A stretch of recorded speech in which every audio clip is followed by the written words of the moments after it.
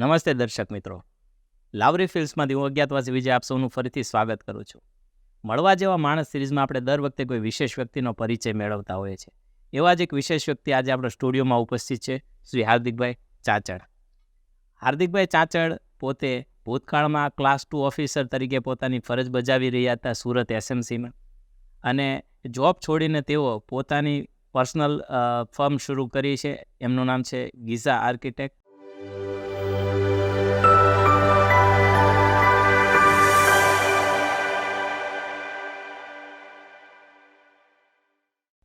અને તેઓ અત્યારે હાલમાં ઘણા બધા સ્ટેજની શોભા વધારી રહ્યા છે, ઘણા બધા કાર્યક્રમોનું સંચાલન કરી રહ્યા છે.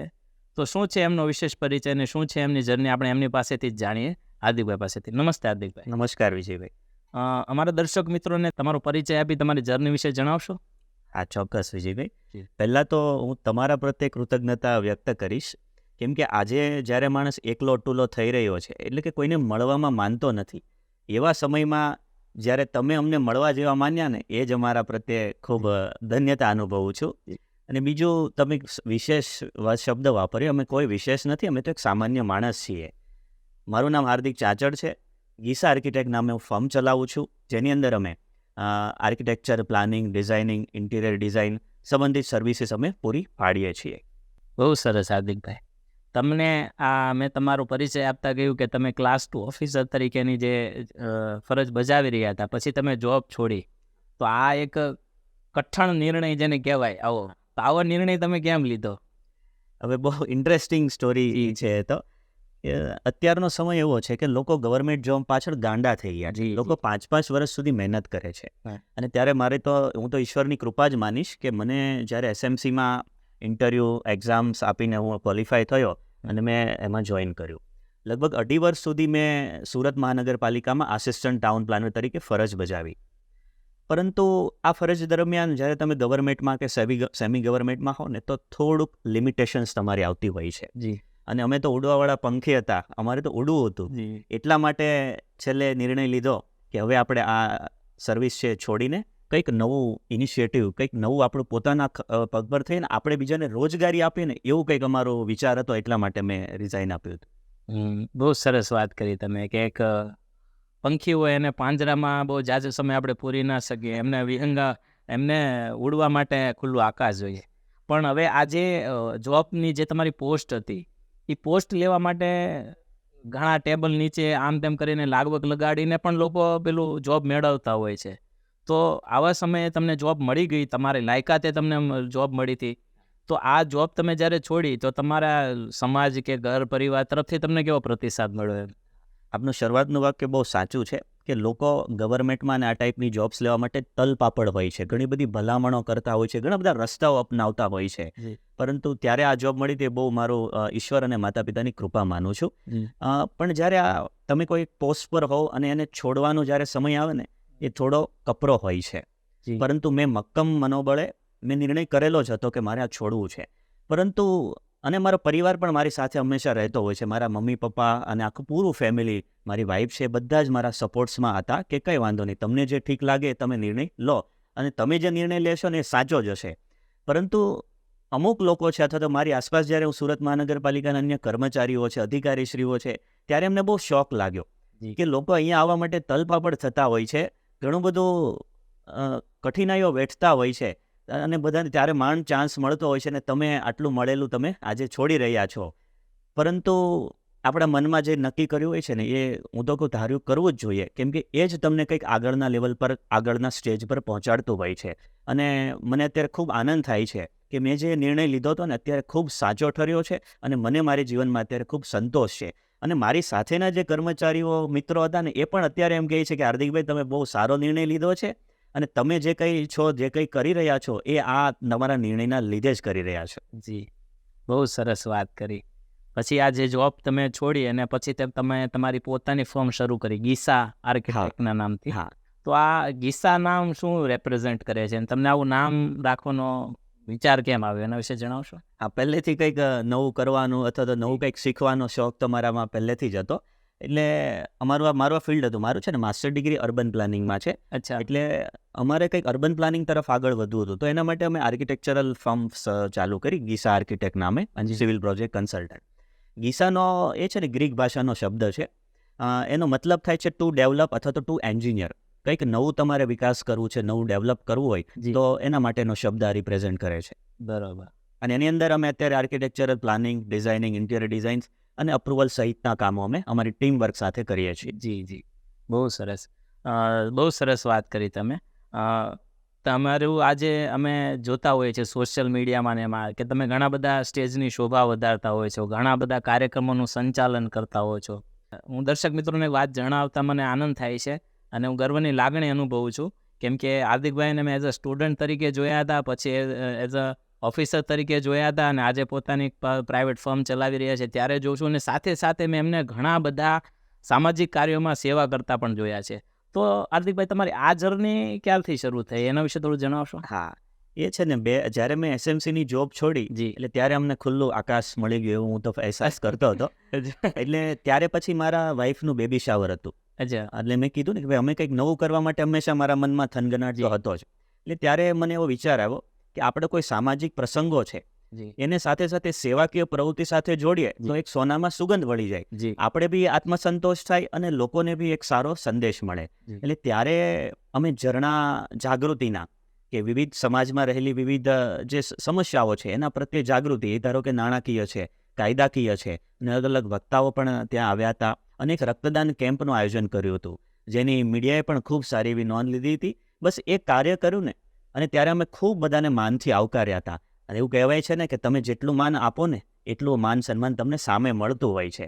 બસ એ જ આ શરૂઆત છે, એ જ આ સેવાકીય પ્રવૃત્તિની શરૂઆત છે મારી. બહુ સરસ.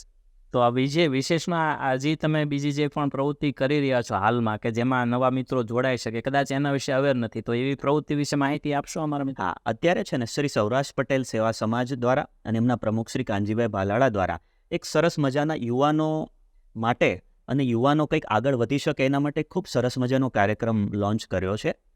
વિચારોના વાવેતર, એને થર્સડે થોટ્સ નામ આપ્યું છે. થર્સડે તો હા, દર ગુરુવારે ઘણા બધા યુવાનો છે, સમાજ શ્રેષ્ઠીઓ છે, અમુક ટ્રસ્ટોના પ્રમુખો છે, સોસાયટીના આગેવાનો છે, ઉદ્યોગ સાહસિકો છે, એન્ટરપ્રેન્યોર્સ છે, એ બધા આવે છે અને દર ગુરુવારે એક નવા વિચાર પર મનોમંથન કરવામાં આવે છે. જે બિઝનેસ રિલેટેડ હોય છે, બિઝનેસને કેમ આગળ ધપાવી શકાય. ધારો કે તમારામાં કોઈ કલાનું ફિલ્ડ હોય તો કલાને કઈ રીતે તમે બહાર લાવી શકો, કોઈ સામાજિક ક્ષેત્રે કોઈને આગળ વધવું છે તો તમે એને કઈ રીતે બહાર લાવી શકો. બસ એના માટેના વિચારોના વાવેતરની એક શ્રેણી ચાલુ કરવામાં આવી છે. એ ખૂબ સરસ મજાની ઇન્ટરેસ્ટિંગ સ્ટોરી છે. અચ્છા, હવે મને એક પ્રશ્ન એ પણ થયો કે તમારું ગીસામાં એક નામ મને કંઈક લાગ્યું કે એની અંદર કંઈક મિનિંગ. હવે આ વિચારોનું જે વાવેતર છે, થર્સડે થોટ્સ, ઇટ્સ ઓકે, પણ વિચારોનું વાવેતર છે ને એવું નામ શું, એના પાછળનું કાંઈ રહસ્ય કે કોઈ સ્ટોરી હોય તો પ્લીઝ જણાવો. હા, કાનજીભાઈ ભાલાળા અને બધા અમે યુવા ટીમ જે છે બધું એવું વિચારતા હોય, બધાની સામે પ્રશ્નો આવતા હોય છે કે ભાઈ આજરોજ આ સમાજમાં ઘણી બધી ઘટનાઓ બની છે, દુષ્કૃત્યો થઈ રહ્યા છે, કે ભાઈ હત્યા છે, આત્મહત્યાઓ છે, લૂંટ છે, તો આપણે કંઈક એના માટે કરવું જોઈએ, આપણે અટકાવવા માટે કંઈક મહેનત કરવી જોઈએ. બધાના મનમાં એ પ્રશ્નો થતા જ હોય છે અને મનોમંથન કરતા જ હોય છે. પણ ત્યારે હવે ગુનેગારના મનમાં ગુનો કરતા પહેલા શું ચાલે છે કોઈને ખબર નથી. પોલીસને બી નથી ખબર. આપણે પોલીસને બી કહેતા હોય છે કે એ લોકો અટકાવી ના શકે, પણ પોલીસને બી એ ખબર હોતી નથી, અથવા તો કોઈની આસપાસના જે લોકો છે એમને પણ નથી ખબર હોતી. માત્ર આ ગુનાખોરીનું પ્રવૃત્તિ જે છે એને અટકાવવા અથવા તો ઓછી કરવા માટે એક જ વસ્તુ થઈ શકે કે કોઈ પણ ઘટના બહાર બને ને એના પહેલા એના મનમાં બનતી હોય છે. અને મન સતત હંમેશા વિચારોથી ભરપૂર હોય છે. એટલે જો એના વિચારોમાં ધીરે ધીરે પરિવર્તન લાવવામાં આવે, નવા નવા વિચારો, સારા વિચારોનું વાવેતર કરવામાં આવે, તો જ એના માનસિક સ્થિતિ બદલાઈ શકે અને તો જ એક માણસ છે ને એક સારો નાગરિક બની શકે દેશનો, અને આ પ્રકારની પ્રવૃત્તિઓથી તેઓ દૂર રહી શકે. બસ એ જ ઊંડા વિચાર સાથે આ પ્રકારનું વિચારોનું વાવેતર કરીને શ્રેણી ચાલુ કરવામાં આવેલી છે. બહુ સરસ, બહુ સરસ. અભિનંદનને, એપ્રિસિએશનને પાત્ર છે તમારી એક્ટિવિટી. અને અમે પણ ચેનલ દ્વારા લોકોને આહ્વાન કરીએ છીએ કે તમે પણ આવી પ્રવૃત્તિમાં જોડાઓ. હાર્દિકભાઈ, મારે તમારા જે શબ્દો પર જે હું તમારું ક્યારનું એનાલિસિસ કરું છું, તમારી શબ્દો પર બહુ મજબૂત પકડ અને એકદમ આમ છણાવટ ભર્યા તમે શબ્દો બોલો છો. તો આની પાછળ શું તમારું વાંચન, કે ટાઈપનું વાંચન રહેલું? મને એવું લાગે છે કે એક વાંચન હશે, તો પ્લીઝ એના વિશે જણાવશો. પહેલી વસ્તુ તો હું કંઈક આ ઈશ્વરની કૃપા છે. અચ્છા. ઈશ્વરની કૃપા વગર કંઈ જ થતું જી. નથી. અને બીજું જો હું વાત કરીશ કે કોઈ પણ તમે વસ્તુ અથવા તો કોઈ પણ અચીવ કરો ને તો એમના પાછળ તમારું ઘડતર હોય જ છે. કદાચ કોઈ જાણતું હોય, કોઈ ના જાણતું હોય. હું જ્યારે સ્કૂલમાં હતો ને ત્યારથી એક તો મારા ગુજરાતીના સર બહુ પરફેક્ટ હતા. અચ્છા. ખૂબ સરસ વ્યાકરણ શીખવાડ્યું છે. એનો અમને ખૂબ આનંદ છે. આજે હું એમની આ જાહેર કાર્યક્રમમાં પણ નોંધ લઉં છું. જી જી. પછી બીજું કે શું નામ છે સરનું? રમેશ સર કરીને હતા. અચ્છા. હા. બહુ સરસ. અને બીજા અમારા હતા પ્રિન્સિપાલ રમેશ સર ગોસ્વામી. એ બી રમેશ સર જ હતા. એટલે એ છે ને હું સ્કૂલિંગ દરમિયાન જ વક્તૃત્વ સ્પર્ધાઓમાં હું જતો. મને ભાગ એ લોકો લેવડાવતા. અને ત્યાંથી જ મારું ઘડતર ચાલુ થયું. અને મને આનંદ છે કે મેં અત્યાર સુધીમાં જેટલી સ્કૂલિંગ વખતે વક્તૃત્વ સ્પર્ધામાં ભાગ લીધો હતો ને જી. બધામાં હું અવ્વલ નંબરે જ આવ્યો છું. વાહ. અને કદાચ હું માનીશ કે હું મારા આ રમેશ સરના કારણે જ અત્યારે આ શબ્દો પરની પકડ છે એ હું એને આભારી જ માનીશ. વાહ. તો રમેશ સર, તમે આ વિડીયો જોતા હોય તો જોજો, તમારા જે શિષ્ય છે તમને આ આભાર વ્યક્ત કરે છે વિડીયોના માધ્યમથી. હાર્દિકભાઈ, તમે આ સેવકીય પ્રવૃત્તિ પણ કરો છો, સાથે તમારો બિઝનેસ પણ ચલાવો છો, પરિવાર ને તમારા પરિવારમાં પણ તમે પૂરતો સમય આપો છો. તો આ બધા લોકો મેનેજ નથી કરી શકતા, તો તમે આ ટાઈમ મેનેજમેન્ટ કઈ રીતે તમે બધું મેનેજ કરો છો એના વિશે થોડું જણાવો. ખૂબ સરસ પ્રશ્ન કર્યો વિજયભાઈ. કે અત્યારે સમય એવો ચાલી રહ્યો છે કે માણસ છે ને સવારથી સાંજ સુધી ઘરથી નીકળે છે, પોતાના ધંધે જાય છે, ખાય છે, સાંજે આવીને પાછો સૂઈ જાય છે. માત્ર પોતાનું જ વિચારે છે જી. અને પોતાના પરિવારનું કરે છે. પરંતુ ઇતિહાસ છે ને એ એમનેમ નથી લખાતા. ઇતિહાસ ત્યારે જ લખાય છે કે જ્યારે આપણું સ્વાર્થ મટાડીને આપણે બીજા માટે કામ કરીએ. અત્યારે એક એવી માન્યતા પણ છે કે ભાઈ આપણે ધંધો કરતા હોઈએ તો બસ આપણા સવારથી સાંજ સુધી ઓફિસે જ બેઠું રહેવાનું, ઓફિસની બહાર નીકળવાનું નહીં, કદાચ તો તમારો ધંધો ડિસ્ટર્બ થઈ જાય. પણ એ માન્યતા બહુ ખોટી છે. આના માટે હું શ્રેષ્ઠ એક ઉદાહરણ આપીશ કે ધીરુભાઈ અંબાણી અને અંબાણી પરિવાર આજે આખા દુનિયામાં બિઝનેસ ચલાવે છે. જી. એ અંબાણી પરિવાર કદાચ ધારો કે સુરતમાં છે તો સુરતમાં પણ એ આવતા નથી કોઈ, છતાં પણ એમનો બિઝનેસ ચાલે છે. જી. એનો મતલબ એમ થાય કે તમે ગમે તેટલા આગળ વધો, ગમે તેટલા બિઝનેસ કરો, તમારી ત્યાં હાજરી જરૂરી નથી. જી. માત્ર જરૂર છે તમારા ટાઈમ મેનેજમેન્ટની. યસ. ટાઈમ મેનેજમેન્ટ જો તમારી પાસે હોય તો તમે ગમે તેટલું તમારે વિકસવું હોય, ગમે તેટલું પોતાની ફિલ્ડ વધારવી હોય તો વધારી શકો છો. હાલના સમયમાં કેટલાક યુવાનોના મનમાં સંકોચ પણ હોય છે કે આપણે ધારો કે ધંધો કરતા હોય તો સામાજિક સેવામાં અથવા તો અન્યોની મદદમાં ન જવું જોઈએ, કે આપણો ટાઈમ વેસ્ટ થાય છે. પરંતુ વિજયભાઈ, હું તો એવું કહીશ કે આ તમારો સમય વેસ્ટ નથી, આ ઇન્વેસ્ટ છે. કેમ કે તમને કોઈ સ્પેસિફિકલી બીજા માટે મદદ કરવાનો કદાચ સમય મળવાનો જ નથી, પરંતુ તમે કોઈ સામાજિક સંસ્થાઓ સાથે, અથવા તો એવું કહેવાનું છે કે જ્યારે માણસ નિરાશામાં હોય, એકલો અટુલો હોય ને ત્યારે કોઈ સારા સમૂહ સાથે જોડાઈ જાય ને તો પણ તેનો બેડો પાર થઈ જતો હોય છે. એટલે બસ હું યુવાનોને એ જ કહીશ કે તમે ધંધો કરો એ બહુ સારી વાત છે, કમાવું જોઈએ, પરંતુ એની સાથે સાથે જેટલી અન્યોને થઈ શકે એટલી મદદ પણ કરવી જોઈએ. અને કદાચ એ જ આપણી દુઆ છે ને એ જ આપણને હંમેશા આપણા મુકામ પર આગળ લઈ જતી હોય છે. બહુ સરસ વાત કરી તમે. જે સમૂહની વાત કરી ને એટલે એના પરથી મારો એક પ્રશ્ન છે, એ તમને કહું. જેમ સગડીમાં કોલસાઓ બધા હોય, સળગતા હોય, અને બહાર કોઈ આઉટ ઓફ સગડી કે જે ઠરી ગયેલો કોલસો હોય, પણ એ જ્યારે સમૂહમાં આવે છે, કોલસાઓની વચ્ચે, ધધકતા કોલસાઓની વચ્ચે જ્યારે આવે ને ત્યારે એ પણ પોતે સળગી ઉઠે છે, એટલે એ પણ સળગતો થઈ જાય છે. તો આ સમૂહની તમે બહુ સરસ વાત કરી. તો હવે તમારા ગ્રુપમાં કે તમારા સમૂહમાં કે તમારા સંપર્કમાં આવ્યા પછી કોઈની લાઈફની અંદર ટ્રાન્સફોર્મેશન આવ્યું હોય કે કોઈ ડિપ્રેશન, એન્ઝાઇટીમાં હોય અથવા કોઈ મુશ્કેલીમાં હોય અને પછી એમને લાઈફમાં કોઈ ટ્રાન્સફોર્મેશન આવ્યું હોય, તો એવી કોઈ ઘટના કે એવી કોઈ કિસ્સો શેર કરશો પ્લીઝ? હા, યસ. માણસ છે ને જીવનમાં સફળતા તરફ, બાળકથી માંડીને વૃદ્ધ સુધી સફળતા તરફ ભાગતો દોડતો હોય છે. જી. પરંતુ સફળતાની વ્યાખ્યાઓ દરેકના મોઢે અલગ અલગ હોય છે.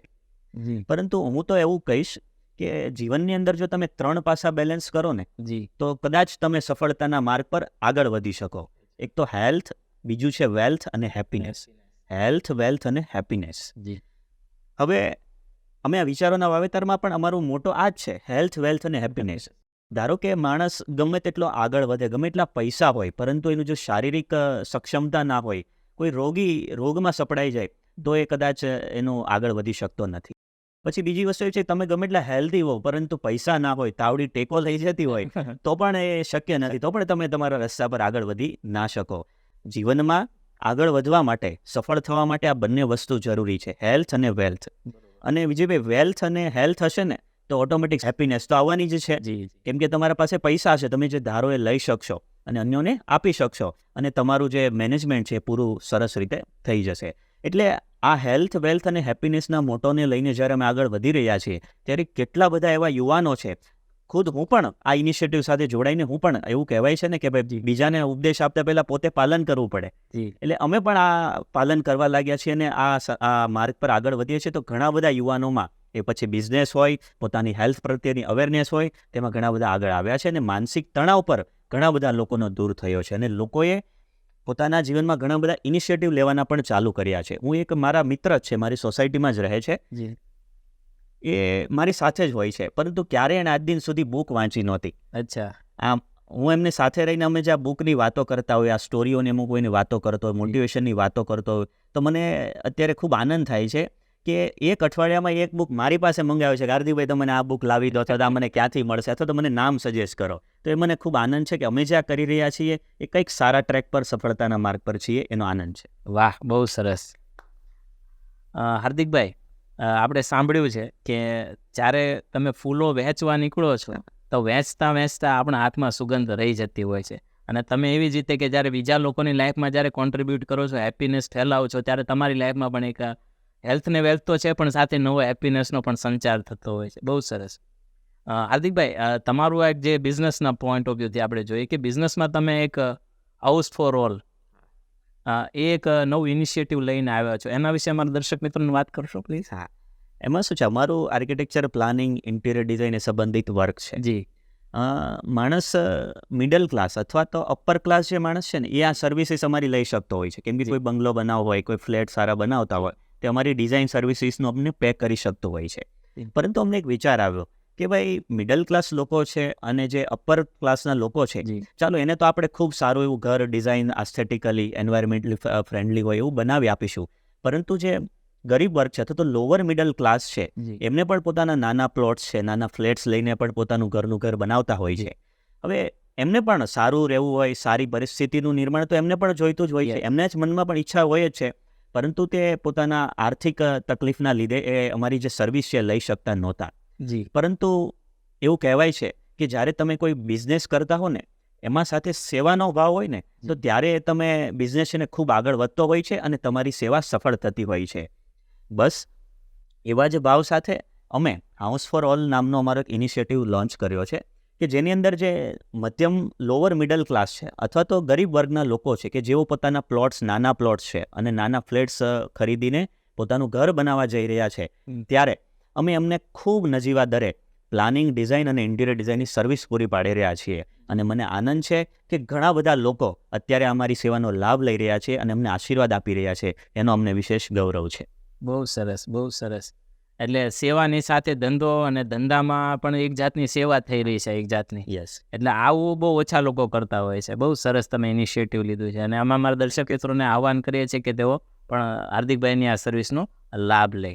અત્યારે એક સળગતો પ્રશ્ન છે હાર્દિકભાઈ, યુવાનોને લઈને. તો તે લોકો અત્યારે બધી જગ્યાએ જાતની વિટંબણાઓમાં ફસાયેલા છે, ઘણી બધી જગ્યાએ નાસીપાસ થતા હોય છે. તો એની પાછળનું શું છે, કંઈ કારણ તમે પ્લીઝ એના પર પ્રકાશ પાડશો? હા, બહુ સારો પ્રશ્ન કર્યો વિજયભાઈ. શરૂઆતમાં બી મેં કીધેલું ને કે માણસ અત્યારે અથવા તો યુવાન છે ને એકલો અટુલો થઈ ગયો છે. એને ફ્રેન્ડશિપ શોધે છે, પરંતુ એ પરિવારથી બહાર એને ફ્રેન્ડશિપ શોધવી છે. એટલે કદાચ એમને એનું શરૂઆતથી જ એમના સંસ્કારો છે, કદાચ માતા પિતા તો ખૂબ મહેનત કરતા હોય છે સંસ્કારો આપવા માટે, પરંતુ ક્યાંક માણસનો એવું કહેવાય છે ને કે સંગ એવો રંગ, ક્યારેક એમનો જ્યારે સંગ ખરાબ થઈ જતો હોય છે ને, ત્યારે યુવાન કોઈ અવળા રસ્તે અથવા તો કોઈ ન કરવાના કામો કરી બેસતા હોય છે. અત્યારે આપણે ન્યૂઝપેપર વાંચીએ તો કેટલી બધી એવી ઘટનાઓ આવતી હોય છે કે ભાઈ ફલાણા યુવાને આમના રિઝલ્ટ ના આવ્યું બરાબર તો એમણે આત્મહત્યા કરી લીધી. વિદ્યાર્થીનીઓ કંઈક પોતાના જે કોઈ પણ મેટર્સ છે એમાં પર્સનલી ફસાઈ જઈને કંઈક આત્મહત્યાઓ કરતા હોય છે. ત્યારે આપણને ચિંતા થતી હોય, દુઃખ થતું હોય છે કે આવી પ્રકારની ઘટનાઓ બને છે, તેનું માનસિક લેવલ કયા સ્તરનું હશે. મને એવું લાગે છે કે પરિવાર જો આના પર ફોકસ કરે, પરિવાર જ્યારે એને એક મિત્ર તરીકે રાખશે અને એમના દરેક પ્રશ્નોનું પોતે એકબીજા સાથે કોમ્યુનિકેશન કરી શકવા જોઈએ, અને ત્યારે આ પ્રકારની સમસ્યાઓનું જ્યારે એક ઘરમાં જ બેસીને નિરાકરણ લાવવામાં આવશે ને, તો મને લાગે છે કે યુવાનો પોતાની એક યોગ્ય ટ્રેક પર આવી શકશે. અને આમના જે ડેવલપમેન્ટમાં છે ને, એક શિક્ષણ પણ ખૂબ અગત્યનો ફાળો ભજવતું હોય છે. અત્યારે શિક્ષણ પણ યુવાનો લેતા જ હોય છે, પરંતુ યોગ્ય સ્તરે જો એમનું શિક્ષણ પણ જો થતું હોય ને તો પણ એમને એક યોગ્ય ટ્રેક પર લાવવા માટે કામ થઈ શકતું હોય છે.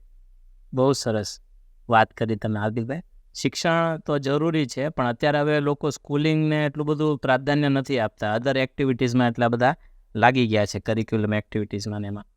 પણ મને એવું લાગે છે કે અત્યારે જે તમે કાર્યક્રમો કરી રહ્યા છો એ એક જાતના સ્કૂલિંગ જ છે. હા. જે તમે વિચારોનું વાવેતર ને બીજી જે એક્ટિવિટી કરી રહ્યા છો એ પણ એક જાતનું સ્કૂલિંગ જ છે કે એમાં પણ લોકોએ ભાગ લે તો એમનું મેન્ટલ સ્ટેજ ઘણું બધું સારું થઈ શકે. બીજું મને એક એ પણ યાદ આવે છે જી ભાઈ પ્લીઝ. કે અમારી ફિલ્ડ સાથે થોડું કનેક્ટિંગ છે, એટલે કહું કે અમારે ધારો કે કોઈ બિલ્ડિંગ્સ બનાવવું હોય ને જી તો એના ફૂટિંગ્સ એટલે કે પાયા ખૂબ મજબૂત હોવા જોઈએ. જી કદાચ તમે ગમે એટલું સારી ડિઝાઇન્સ આપો, ગમે એટલું સારું તમે એસ્થેટિક્સ આપો, પરંતુ એનામાં જે ફૂટિંગ્સમાં અથવા તો કોઈ પાયામાં કમી રહી જાય ને તો બિલ્ડિંગ ઊભું રહી શકતું નથી. બરાબર. બસ એવું જ કંઈક અત્યારની પરિસ્થિતિ છે કે યુવાનોનો ઘડતરનો પાયો છે ને એ બે જ વસ્તુ કરી શકે. એક તો એમના મમ્મી અથવા તો પરિવાર અને શિક્ષણ. એટલે આ જે પાયો છે ને એ જો એમનો મજબૂત કરવામાં આવે, એમને સારા સંસ્કારો આપવામાં આવે ને તો મને લાગે છે કે ક્યારે યુવાનો છે ને પોતાના પથ પર ભટકશે નહીં અને સફળતા તરફ તેઓ હંમેશા આગળ વધી શકશે. બહુ સરસ. એમાં જે તમારું આ વિચારોનું વાવેતર છે એ પણ એમાં બહુ ખાસ અગત્યનો રોલ ભજવે એવું મને લાગે Yes, છે. હું જોઉં છું એક્ટિવિટીઝ તમારી સોશિયલ મીડિયામાં ને એમાં અમે તમારી એક્ટિવિટી જોઈએ છીએ. એકાદું કોઈ કિસ્સો કે પ્રસંગ સ્ટોરી કહેશો કયા બાબતમાં? વિચારોના વાવેતર બાબત? હા, વિચારોના વાવેતર દર ગુરુવારે અમે મળતા હોઈએ છીએ જી કે એની અંદર અમે એક કાર્યક્રમ પતાવ્યો ને ત્યારે એક યુવાન હતો, એમને છેલ્લે મને મળ્યો કે ભાઈ એમના માનસિક ઘણી બધી એમની પરિસ્થિતિઓમાંથી, તણાવમાંથી પસાર થતા હતા અને મને એવું કીધું કે ભાઈ તમે અમારા ઘરે આવો મળવા, કે અમારું થોડું ઘણું જે કંઈ સોલ્યુશન થતું હોય. અને ત્યારે હું એમના ઘરે ગયો. ઘણી બધી એમની સમસ્યાઓ હતું, પરિસ્થિતિમાં કંઈ નહીં, પણ માનસિક એવી પીડા જ થતી હતી એમને. અને એમની પરિસ્થિતિ સાંભળી અને પછી એમને ઘણી બધી આપણે પોઝિટિવ વાઇબ્રન્સ, એવું કહેવાય ને કે ભલે કદાચ તમે કંઈ ના કરી શકો પણ એક સારી વાત પોઝિટિવ કરો ને તો બી એના માઇન્ડમાં પોઝિટિવ ઇફેક્ટ આવતી હોય છે. એટલે એ બધી વાતચીત કરી, કોમ્યુનિકેશન કર્યું અને એના લીધે મને લાગે છે કે એમનું સ્ટ્રેસ લેવલ બી ઘણું ઓછું થયું છે અને ઘણું બધું એમનો સુધારો આવ્યો છે. બસ એ જ અમે આ કાર્યક્રમની અને મારા જીવનની ફળશ્રુતિ માનીએ છીએ. જી, બહુ સરસ વાત કરી હાર્દિકભાઈ તમે. સુરતની આપણે વાત કરીએ. તમે સુરતના અને હું પણ સુરતનો નાગરિક છું ને વિડીયો જોનારા બી ઘણા દર્શક મિત્રો આપણા સુરતથી હશે. તો સુરતના તમે ટાઉન પ્લાનર છો તો તમે સુરતને કઈ દ્રષ્ટિએ જોવો છો અત્યારે અને આવનારા ભવિષ્યમાં? હા, ખૂબ સરસ પ્રશ્ન છે ને અમારા ફિલ્ડ રિલેટેડ છે એટલે મને ખૂબ મજા આવશે. કે સુરત છે ને એક ખૂબ ગ્રોઈંગલી સિટી છે, જે બધા આપણે જાણીએ છીએ અને ટોપ 100 સ્માર્ટ સિટીઝમાં સુરતનું સ્થાન છે.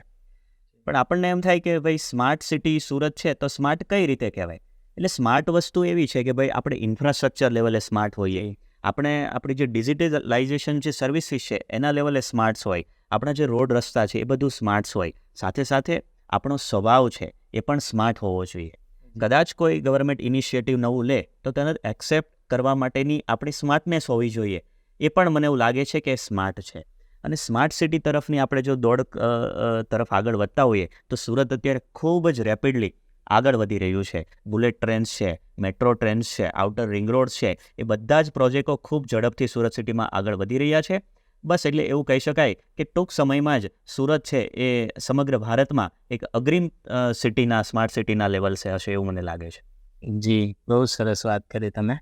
પણ હાર્દિકભાઈ, ઘણા આજે એક્ટિવિટી થઈ રહી છે ગવર્મેન્ટ દ્વારા, પણ એનાથી ઘણા બધા લોકો ત્રાહિમામ પણ છે કે ભાઈ આ રોડ અને રસ્તાઓ અને આ બધી વસ્તુને લઈને, તો એનું મેન્ટલ સ્ટેજ બતાવતું હશે.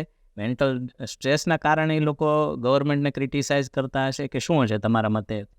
નહીં, એ વાત બી સાચી છે કે કોઈ બી સારું કાર્ય લઈને નીકળ્યા હોય તો ઘણી બધી વિટંબણાઓ અથવા તો કોઈ સમસ્યાઓ આવવાની છે. જી. ધારો કે કોઈ બ્રિજનું કામ ચાલુ છે તો કંઈક સારું મેળવવા માટે થોડો સમય કષ્ટ સહન કરવો પડે, પણ ક્યાંક એવું પણ નોટિસ થતું હોય છે કે ક્યારેક કોઈ ગવર્મેન્ટ કર્મચારી કે ઓફિસરના તરફથી પણ ચૂક રહેતી હોય છે. જી. તો એવું ચોક્કસપણે એમને સુધારીને આગળ વધવું જોઈએ. હાર્દિકભાઈ, હવે તમારું સોશિયલ મીડિયાનું હેન્ડલ કે જે તમારો કોન્ટેક્ટ ડિટેલ તમે આપશો? હા, હું એક સ્ટેટમેન્ટ મેં જ બનાવ્યું છે અને હું એને ફોલો પણ કરું છું કે fashion for nation with passion and profession.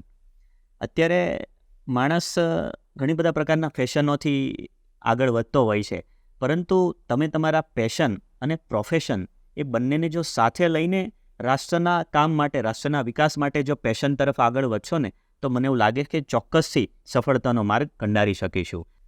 બહુ સરસ. એક વખત ફરીથી રિપીટ હું કરી જાઉં. Fashion for nation, passion with passion and profession. With passion with profession.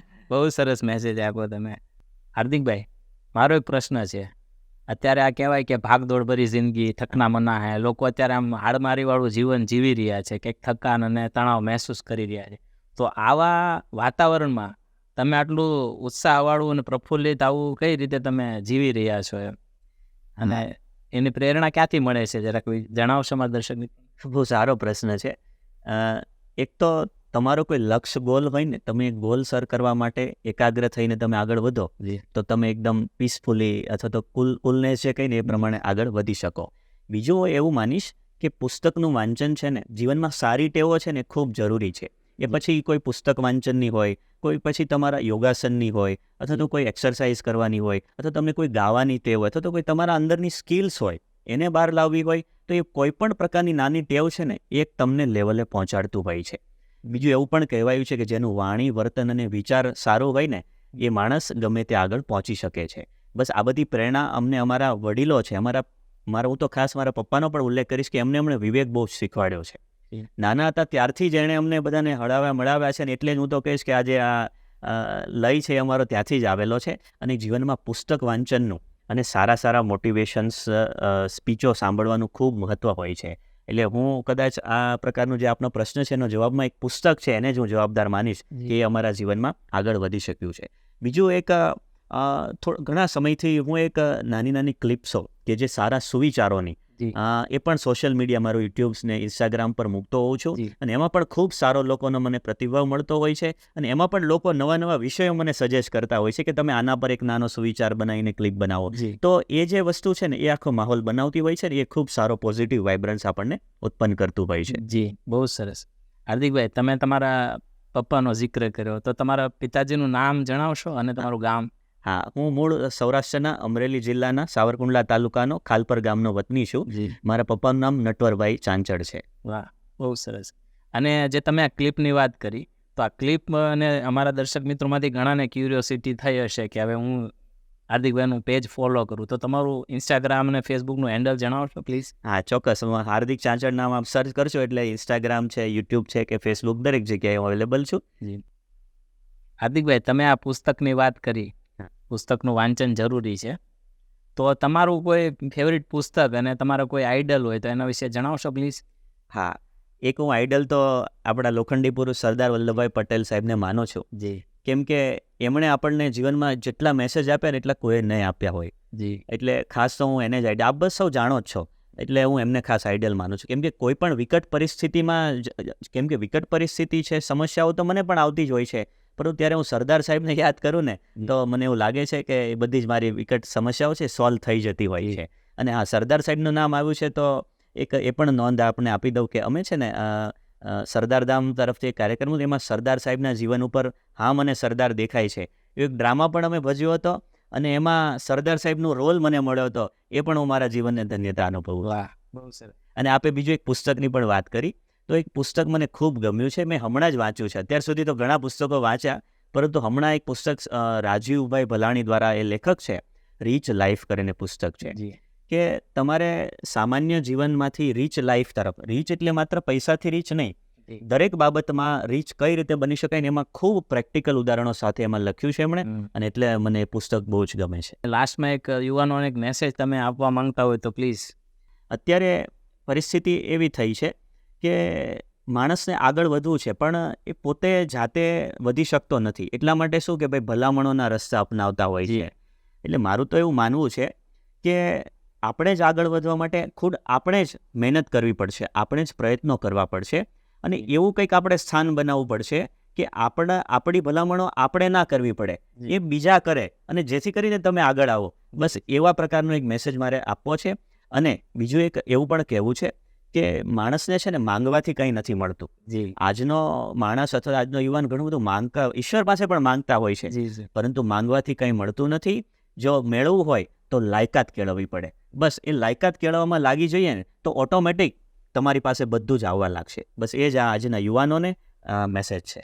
અંતમાં વિજયભાઈ સવાણી, તમારો પણ હું ખૂબ ખૂબ આભાર માનીશ કે તમે મને આ તક આપી અને મળવા જેવા માણસની સિરીઝ થકી ઘણા બધા લોકો એવા છે કે જે આપણે ઓળખતા ન હોય તો મળી ના શકતા હોય, એમને આપના ડિજિટલ માધ્યમથી અમે મળી શકીએ છીએ. એ પણ ખૂબ અભિનંદનને પાત્ર છે. Thank you. જી થેન્ક યુ.